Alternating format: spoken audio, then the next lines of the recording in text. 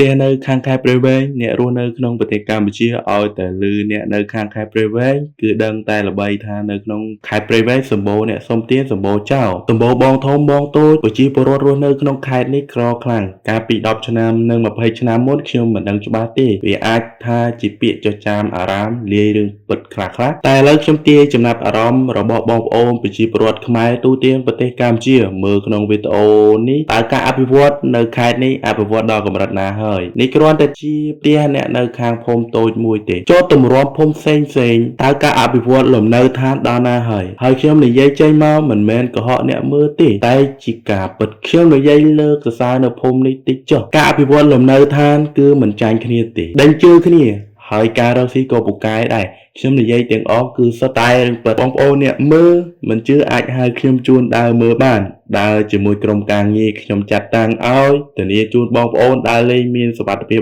100% មិនបាច់ភ័យព្រួយហើយសម្រាប់ភូមិនេះដែរស្ថិតនៅភូមិព្រៃសង្គមឃុំចេះស្រុកនេសាទខេត្តព្រៃវែងផ្ទះនៅភូមិនេះផ្ទះគឺសឹងតែប្រាប់ហាយគ្នាគំរូលំនាំម៉ូដផ្ទះគឺដូចគ្នាសឹងតែ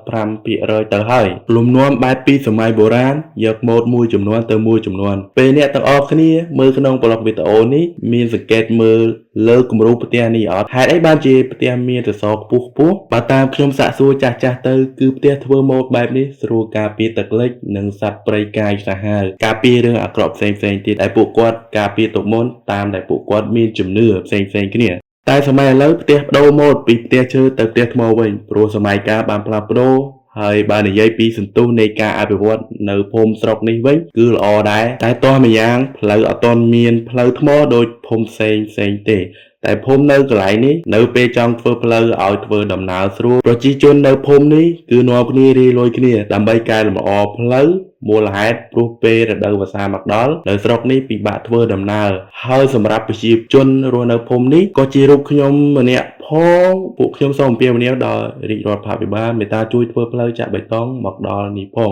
បើសិនបើបងប្អូនខ្មែរមានចិត្តមេត្តាជួយ share វីដេអូនេះទៅដល់រាជរដ្ឋាភិបាលឲ្យពួកគាត់បានឃើញផងហើយខ្ញុំនិងប្រជាពលរដ្ឋនៅក្នុងភូមិព្រៃសង្គមនេះគឺសង្ឃឹមថានឹងមានផ្លូវថ្មមួយអាចលេចជារូបរាងឡើងមកក្នុងពេលឆាប់នេះព្រោះខ្ញុំក៏បានឮថាមេភូមិក៏គាត់បានស្នើសុំរហូតដែរតែការស្នើសុំរបស់មេភូមិគឺមិនសូវមានប្រសិទ្ធភាពមានតែពាក្យថាចាំមើលមួយឆ្នាំទៅមួយឆ្នាំមិនឃើញលេចជារូបរាងសោះហើយខ្ញុំនៅតែនិយា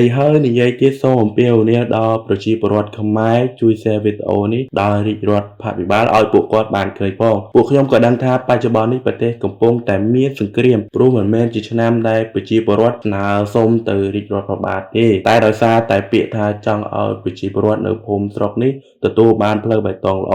ដើម្បីស្រួលធ្វើដំណើរហើយខ្ញុំអ្នកអធិប្បាយនៅក្នុងវីដេអូនេះសូមយោគយល់និងអធ្យាស្រ័យផងសូមអរគុណជម្រាបលា